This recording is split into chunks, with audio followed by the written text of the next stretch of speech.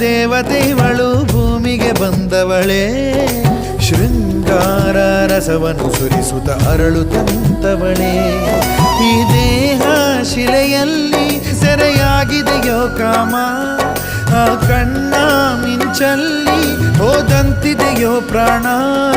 ಈ ಸೌಂದರ್ಯ ನನ್ನನ್ನು ಸೆಳೆದಂತಿದೆ.